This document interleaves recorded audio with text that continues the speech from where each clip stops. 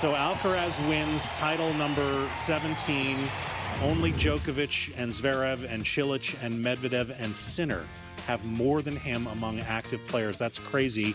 And oddly, he's never lost to an Aussie. He's 9-0 against those guys, including 3 wins against de Minaur en route to his titles.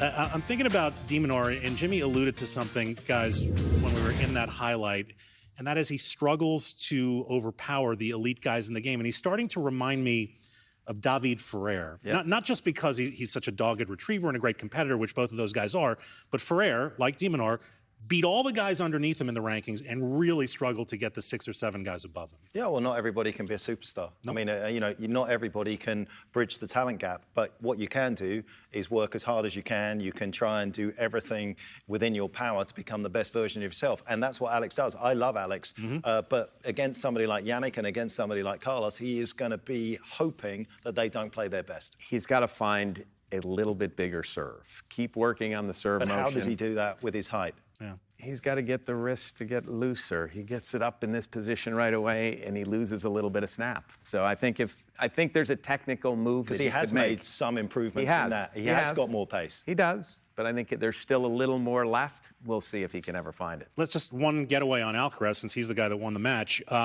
He had kind of a okay finish to last year. It wasn't brilliant by his standards. He did get stretched to 3 sets in 3 of his 5 matches this week. What's your estimation on where Alcaraz is right now in comparison to the best we've seen him play? I think in this tournament, as the tournament wore on, it looked pretty close to the best that I've seen him play. So if he can keep that up. The problem for Alcaraz is he's such a shot maker. I get the feeling when I watch him play that he doesn't want to just win the points. He wants to win them with something that everyone goes, whoa. He wants to win the hearts and minds. Yes, he does. And that sometimes may cost him some matches, and then maybe he loses a little confidence with the forehand. And I agree. And I actually think, from my point of view as a fan, I don't want Carlos to change. But obviously, and also, he is picking up enough silverware in terms of the 17 titles. So he's not only just entertaining, but he's also winning. But I do think that comparison will be the thief of joy for a lot of people out there using that phrase if you just go up against Yannick. Yannick is somebody that has very few dips in the match.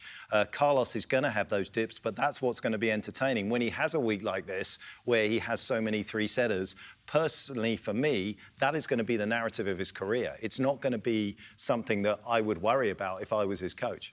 I will never again let comparison be the thief of my joy. Thank you for planting that mantra in my head. I'll never let it go.